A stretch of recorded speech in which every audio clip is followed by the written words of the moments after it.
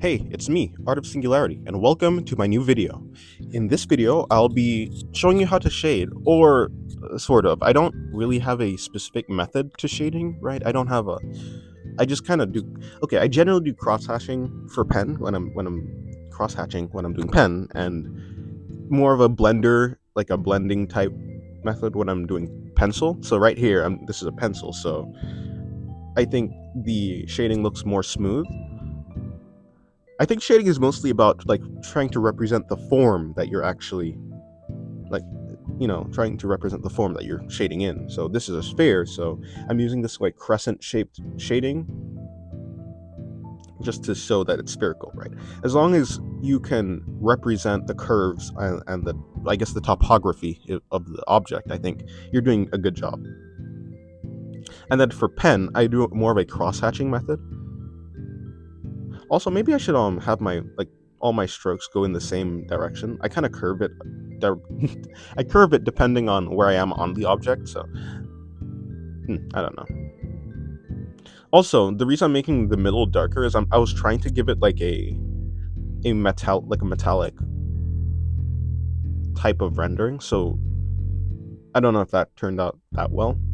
I like the pen attempt more. I mean, the pencil attempt more than the pen. But yeah, you can see right here. It's not really cross hatching because it is, but it's smoother when I do it with the pencil. And then this is the pen, and it's way more.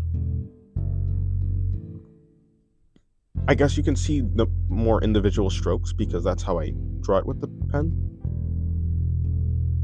Or maybe not, I don't know.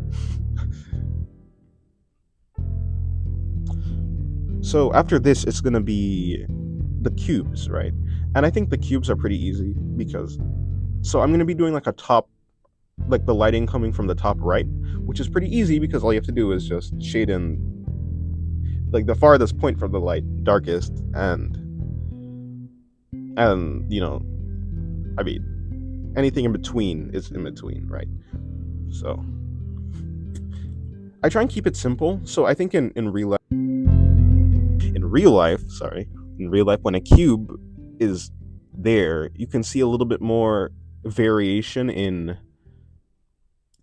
lighting. So it's not like so, I guess, black and white, right? There's a blend between each face of the cube, even inside of them. But here, I'm just representing the farthest point as being, like, I guess I'll give it 2 values of shading, and then the middle one is 1 value. So I did both of them at 1 value, but then I went back over and did, like, the farthest point being the darkest by cross-hatching it over again. I think, yeah, it's not that complicated for the cube. So now I'm doing the sphere, and I think spheres are, no, it's a cylinder.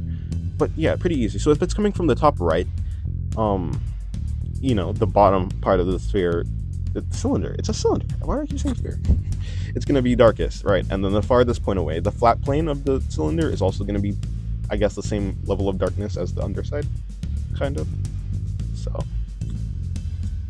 yeah, and I just did a simplified version up there.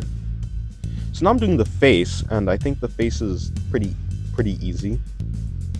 Wait, no, what am I talking about? But, so, I mean, if I were to do I'd have to do a face shading video specifically, so I can go over all the intricacies of it, because I think it is kind of confusing at first. But essentially, one half of the face is shaded, and except for like the top brows, I think underneath the eyebrows are usually shaded in. And you can see that on the left side, inside the shaded area, there is a triangle of light, right underneath the eye, like where the cheek is. And then on the opposite side, on the right side where the light is, on the light half of the face, there's like this area right there that I just drew in. It's the shaded area, and it gives the face, I guess it gives the cheek more definition, like as if it's popping out, like how it's supposed to look, rather than like a flat mask, which you can do, right? This is all depending on the style. So if you want a more simplistic style of shading, then you can omit like details like that. So, and I'm used to drawing this way a lot, so I don't think I have too much trouble with it. So yeah. Um, yeah, that's about it. Oh, thank you for the comment because there's a comment that let me. And this guy like comments a lot. I think he comments on a lot of my videos too. So thank you for commenting. I mean, that's the reason I'm doing this video in the first place. So yeah. Oh, and also, since we're at the end of the video, I'm doing this like I'm shading this cube, but it's not really like cross hatching or anything. Or normal. I'm just scribbling until I get in a shape. I think that's a pretty fun way to shade too. But anyways, yeah, thank you. We're at 214 subscribers. That's a lot. That's a lot of people. So I mean, thank you.